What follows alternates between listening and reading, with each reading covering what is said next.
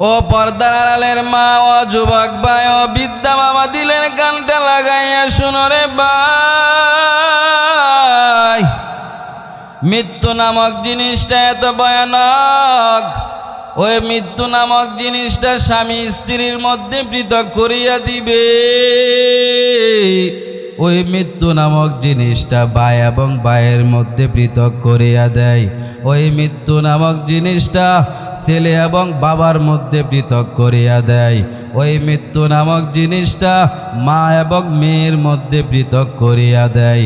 ওই মৃত্যু নামক জিনিসটা বাড়ি এবং বাড়িওয়ালার মধ্যে পৃথক করিয়া দেয়। ওই মৃত্যু নামক জিনিসটা যত আত্মীয় স্বজন আছে সব কিছু থেকে পৃথক করিয়া দিবে। ওই মৃত্যু নামক জিনিসটা ব্যবসা এবং ব্যবসায়ীওয়ালার মধ্যে পৃথক করিয়া দেয়। ওই মৃত্যু নামক জিনিসটা যত দ্বন্দ্বলত আছে সকল ধন দৌলতে পৃথক করিয়া দেয়। ওই মৃত্যু নামক জিনিসটা সব কিছু থেকে পৃথক করিয়া দেয়। ও পর্দার আড়ালের মা, ও যুবক ভাই, ও বৃদ্ধা বাবা, দিলের কানটা লাগাইয়া শুনো রে ভাই, ওই মৃত্যু নামক জিনিসটা এত ভয়ানক। ওই মৃত্যু নামক জিনিসটা সকল কিছু থেকে পৃথক করিয়া কবরের জগতে নিয়ে যাইবে। ওই কবর হচ্ছে অন্ধকার ঘর, পোকামাকড়ের ঘর, ডানেও মাটি, সামনেও মাটি, বামেও মাটি, পিছনেও মাটি, উপরেও মাটি, নিচেও মাটি। তোমাকে ওই কবরের মধ্যে রেখে দিয়ে আসবে। ওই মৃত্যু নামক জিনিসটা তোমার আমল যদি ভালো হয়, ওই মৃত্যু নামক জিনিসটা আবার তোমাকে জান্নাতে নিয়ে যাইবে। আর তোমার যদি বদ আমল যদি থাকে, ওই মৃত্যু নামক জিনিসটা তোমাকে জাহান্নামের দিকে নিয়ে যাইবে। এই জন্য মদিনার নবী ডাক দিয়া বলেন, ও গোলাম, মৃত্যুর কথা এই জন্য বেশি বেশি করিয়া স্মরণ করবা। ওই মৃত্যু তোমার কখন চলে আসবে কেউ জানবেও না। মৃত্যু নামক জিনিসটা কখন চলে আসবে তুমিও বুঝতে পারবা না। মদিনার নবী বলেন, তুমি মনে করবা ফজরের নামাজ পড়ার পরে তুমি যখন ফজরের নামাজের পর হায়াত পাইবা, তুমি জোহরের নামাজের আগ পর্যন্ত মনে করবা এই জোহরের আগ পর্যন্ত আমার জীবনটা নাও যাইতে পারে। জোহরের নামাজ পড়ার পরে তুমি মনে করবা জোহরের নামাজে আজকে আমার শেষ নামাজ। তুমি যখন জোহর থেকে নিয়া আবার আসরের নামাজের পর্যন্ত তুমি যখন হায়াত পাইবা, আসরের নামাজ আদায়ের সময় তুমি মনে করবা আজকে আমার আসরের নামাজ হইল শেষ নামাজ। তুমি যখন আসর থেকে নিয়া মাগরিবের পর্যন্ত যখন তুমি সময় পাইবা, মাগরিবের নামাজের সময় তুমি মনে করবি মাগরিবের নামাজ হইল আজকে আমার শেষ নামাজ হইতে পারে। তুমি যখন আবার মাগরিবের পর থেকে নিয়ে যখন তুমি এশারের পর্যন্ত সময় পাইবা, তখন তুমি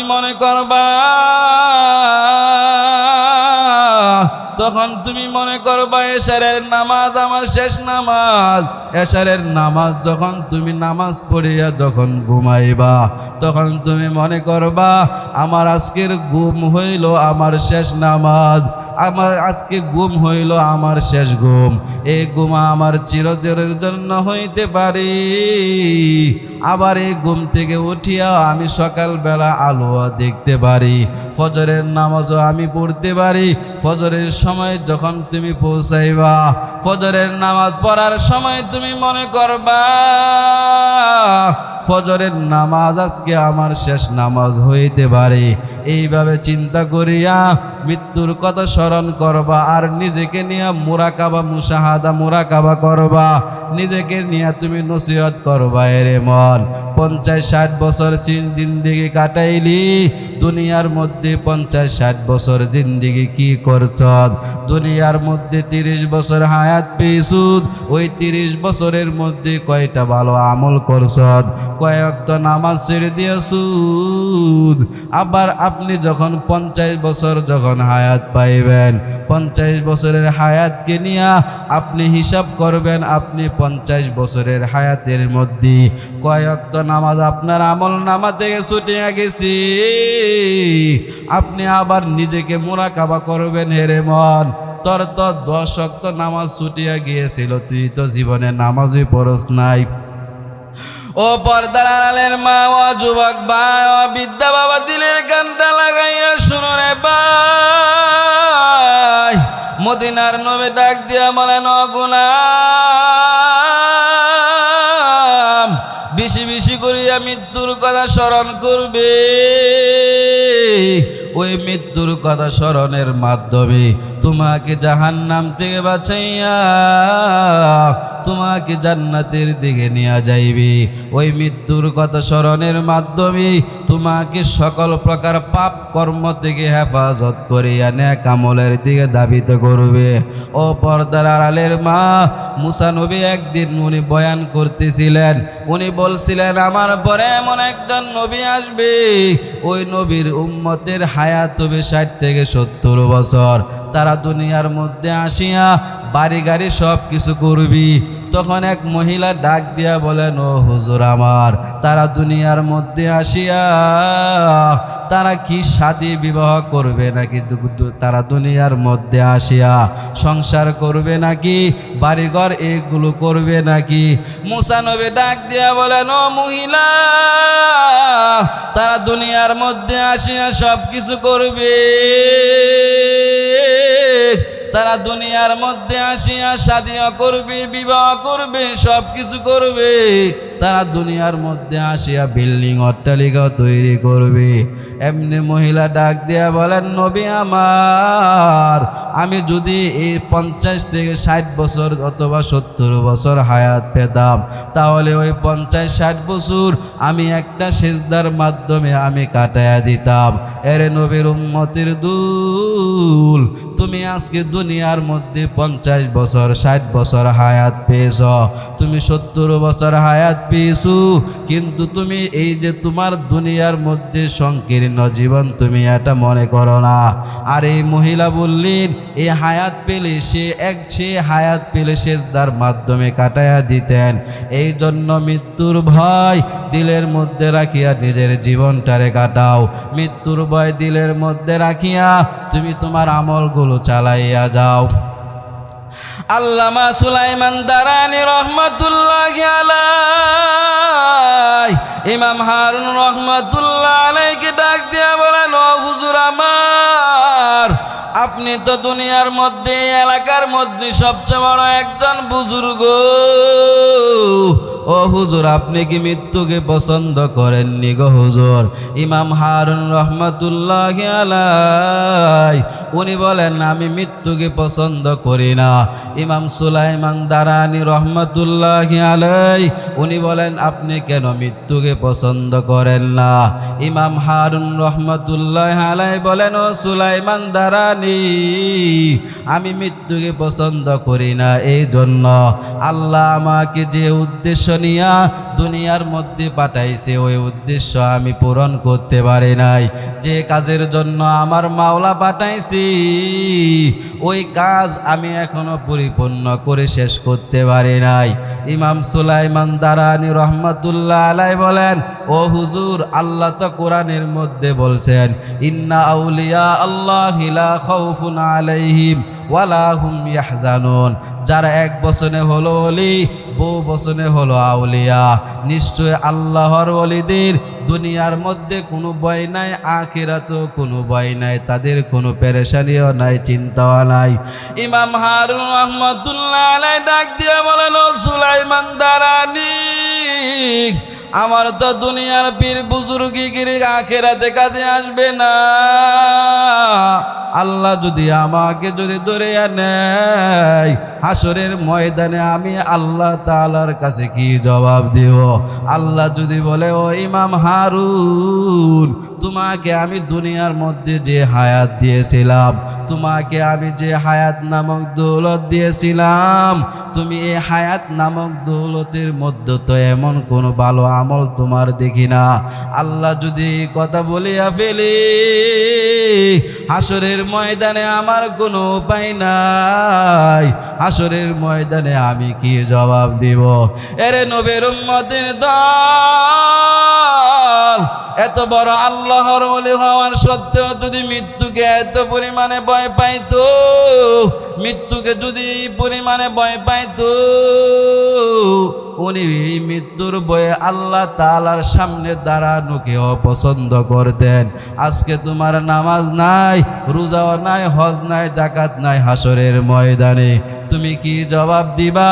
আমার মাওলার সামনে এই অবস্থায় যদি মৃত্যু হয়, গুনাহের অবস্থায় যদি তোমার দুনিয়া থেকে চলে যাইতে হয়, হাসরের ময়দানে তুমি কি জবাব দিবা?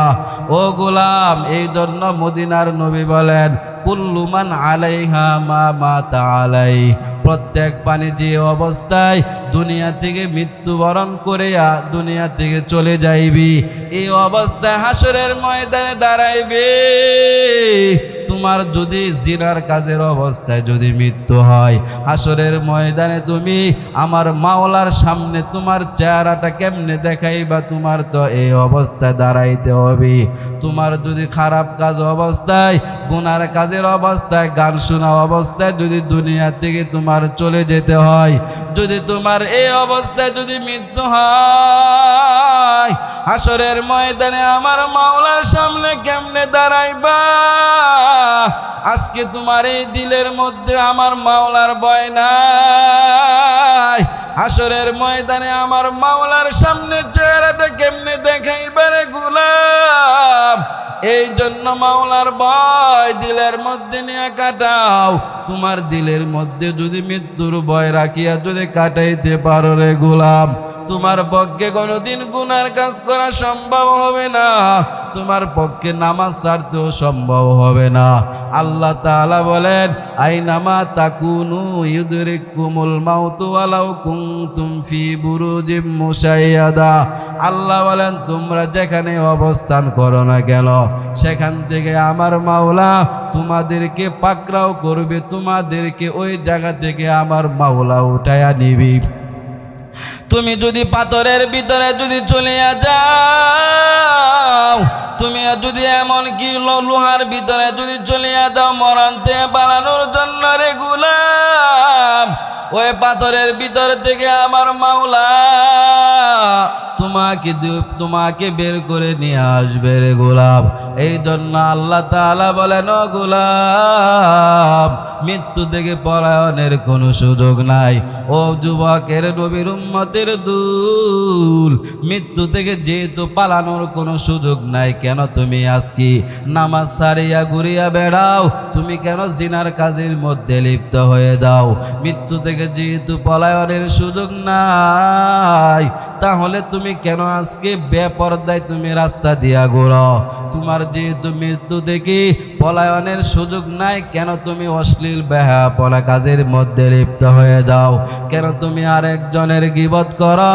কেন তুমি খারাপ কাজের মধ্যে লিপ্ত হয়ে বেড়াও? মৃত্যু থেকে যেহেতু বাঁচতে পারবে না, তোমার যেহেতু দুনিয়া ছেড়ে আখিরাতের দিকে তোমার চলে যাইতে হবে, তাহলে কেন তুমি আমার মাওলার ভয় দিলের মধ্যে নিয়ে ঘুরিয়া বেড়াও না? কেন তুমি তোমার দিলের মধ্যে মৃত্যুর ভয় নিয়ে তুমি আমার মাওলার ইবাদত করিয়া বেড়াও না? মৃত্যু থেকে যেহেতু তুমি বাঁচতে পারবে না, তোমার দিলের মধ্যে কেন এগুলোর ভয় আসে না? ও গোলাম, এই জন্য মৃত্যুর ভয় দিলের মধ্যে রাখিয়া আমার মাওলার ইবাদত করিয়া নাও। আমার মাওলার ইবাদত করিয়া যদি আমার মাওলাকে সন্তুষ্ট করিয়া যদি দুনিয়া থেকে যাইতে পারো রে গোলাম, আমার মাওলা কারীম তোমার জন্য আমার মাওলা এমন একটা জান্নাত ওয়াজিব করিয়া দিবি, যে জান্নাত তুমি জীবনে কোনোদিন দেখো নাই, যে জান্নাতের বর্ণনা তুমি শুধু শুনছো তোমার কান দিয়া, কিন্তু তুমি কোনোদিন তার ভিতরে ঘুরিয়া তুমি দেখো নাই।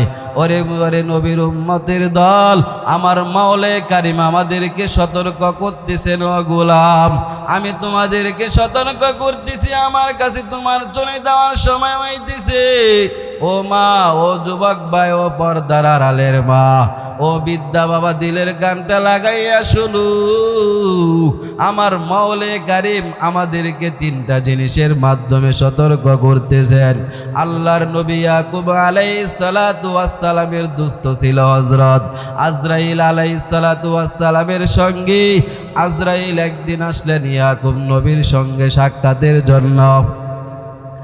আল্লাহর নবী ইয়াকুবের সঙ্গে যখন সাক্ষাতের জন্য আসলেন, ইয়াকুব নবী ডাক দিয়া বলেন, ও বন্ধু আমার, তুমি কি আমার জান কবজ করিয়া নিতে আসছো, নাকি তুমি আমার সঙ্গে সাক্ষাতের জন্য আসছো রে বন্ধু?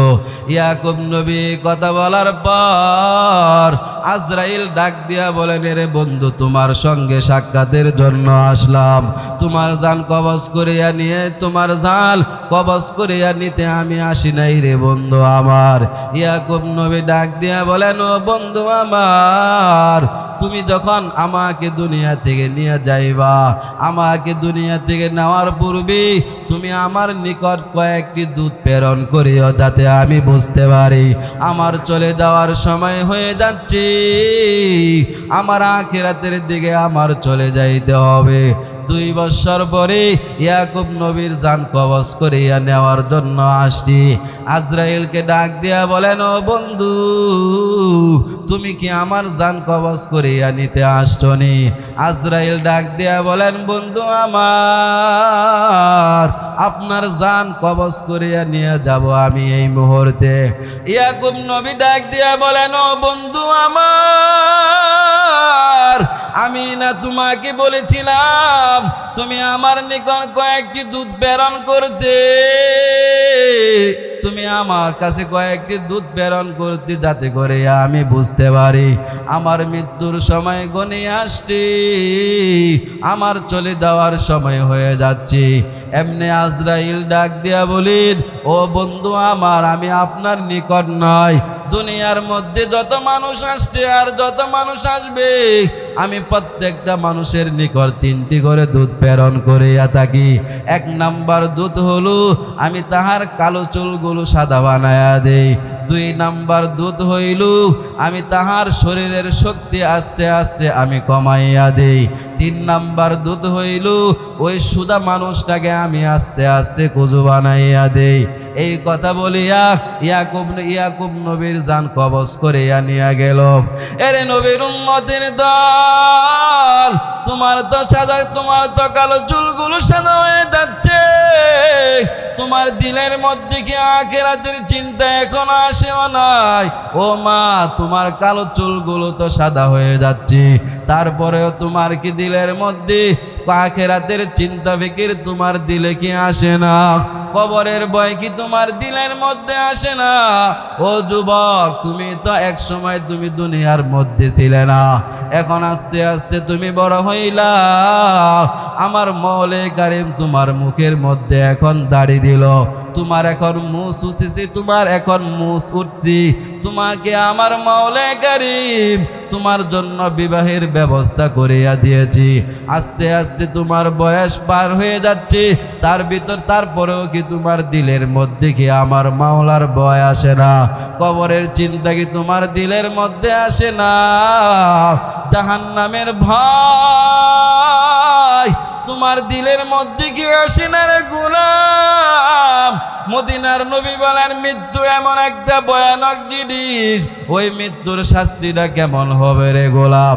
তোমাকে যদি 3000 বর্ষা দিয়া যদি তোমাকে যদি হত্যা করা হয়, তোমার যেমন কষ্ট হইবে এর চাইতে মৃত্যু নামক জিনিসটা আরো কষ্ট হয়। আল্লাহর নবী মুসা আলাইহিস সালাতু ওয়াস সালাম, মুসা নবীকে আমার মাওলা যখন দুনিয়া থেকে উঠিয়া নেওয়ার পূর্বে আল্লাহ তাআলা বলেছিলেন, ও মুসা, তোমার মৃত্যুর সময় তোমার কেমন কষ্ট হইল? মুসা নবী ডাক দিয়া বলেন, ও আল্লাহ, আমার কেমন কষ্ট হইল? আল্লাহ গো, দুনিয়ার মধ্যে যদি একটা বকরি, জীবিত বকরিকে যদি চামড়া ছিলিয়ে ফেলে দেওয়া হয়, ওই জীবিত বকরির চামড়াটা ছিলিয়ে ফেলার সময় যেমন কষ্ট হইবে, তার চাইতে বেশি কষ্ট হয়েছে আমি মুসা নবীর মৃত্যুর সময়। ও পর্দার আড়ালের মা, ও যুবক, ও বিদ্যা বাবা, তোমার দিলের মধ্যে কি তারপরেও আমার মাওলার ভয় আসে না? ও যুবক, এই কথা শোনার পরেও কি তোমার ভিতরে দিয়ে আল্লাহর ভয় নাই, জাহান্নামের ভয় নাই? তোমার দিলের মধ্যে কি ফুলসিরাতের ভয় নাই? আল্লাহ তাআলা বলেন, কুল্লু নাফসিন যায়কাতুল মাউত। আল্লাহ তাআলা বলেন, প্রত্যেকটা প্রাণী মৃত্যুর স্বাদ গ্রহণ করতে হবে রে গোলাম, প্রত্যেকটা প্রাণীর মৃত্যুর স্বাদ গ্রহণ করতে হবে। আমার নবী যখন দুনিয়া থেকে বিদায় নিয়ে চলিয়া যাবে, ও পর্দার আড়ালের মা, আপনাদেরকে সংক্ষিপ্ত আকারে সর্বশেষ হাদিসটা আমি শুনিয়া যাই। আল্লাহর নবী যখন দুনিয়া থেকে বিদায় নেওয়ার পূর্বে আল্লাহর নবী ভীষণ অসুস্থ হয়ে পড়েছিল। এমন সময় আল্লাহর নবীর ঘরের দরজার মধ্যে আজরাইল আসিয়া বলতেছেন, আসসালাতু ওয়াসসালামু আলাইকা ইয়া রাসূলুল্লাহ। আল্লাহর নবী ফাতেমাকে ডাক দিয়া বলেন, ও ফাতেমা, কে জানি ঘরের দরজার মধ্যে আসিয়া সালাম দেয়, কে জানি ঘরের দরজার মধ্যে আসিয়া সালাম দেয় গো আম্মা জান, তুমি ঘরের দরজা দিয়া দেখো, কে জানি ঘরের দরজার মধ্যে আসিয়া সালাম দেয়, আমার পারমিশন চাই ঘরের মধ্যে আসার জন্য। ফাতেমা ঘরের ছিদ্র দিয়া তাকাইয়া দেখি, এটা কোনো দুনিয়ার কোনো সাধারণ মানুষ নাই, যার এক পা হলো জমি, যার পা হলো জমিনে, মাথা হলো আসমানি, যার চোখগুলো হলো আগুনের মতন লাল, আগুনের মতন একবারে লাল। আম্মা জান ফাতেমা রাদিয়াল্লাহু আনহা ওই জিনিসটা দেখার পরে আমার নবীকে ডাক দিয়া বলেন, ও আব্বা জান, এমন একজন ব্যক্তি ঘরের দরজার সামনে এসে দাঁড়ায় রইলেন। আল্লাহর রসুলের বুঝতে আর বাকি নাই। আল্লাহ রসুল বলতেছেন, ও আমার মেয়ে ফাতেমা, উনি হচ্ছেন আজরাইল, আমার জান কবজ করিয়া নিতে মনে হয় আসছি। আল্লাহর নবী বলেন, ও ফাতেমা, তুমি তাকে ঘরের মধ্যে আসার জন্য অনুমতি দাও। আম্মা জান ফাতেমা রাদিয়াল্লাহু আনহা চোখের পানি ছেড়ে কান্না করে, ও আব্বা জান, আপনি দুনিয়া থেকে বিদায় নিয়ে চলিয়ে যাইবেন, এই জিনিসটা আমি মেয়ে মানতে পারবো না।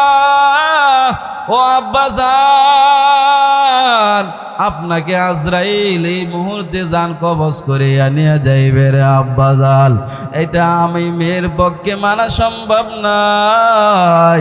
আল্লাহর রসুল বলেন, ও মেয়ে ফাতেমা, তুমি যদি অনুমতি না দাও, সে আমার জান কবজ করে নিয়ে যাইবে। তবে আমি রসুলের শান, আমি রসুলের গুণ হইল এটা, সে আমার কাছে অনুমতি চেয়েছে, আমি যদি তাকে অনুমতি যদি না দেয়, কিন্তু সে আমার জান কবজ করে নিয়ে যাইবে।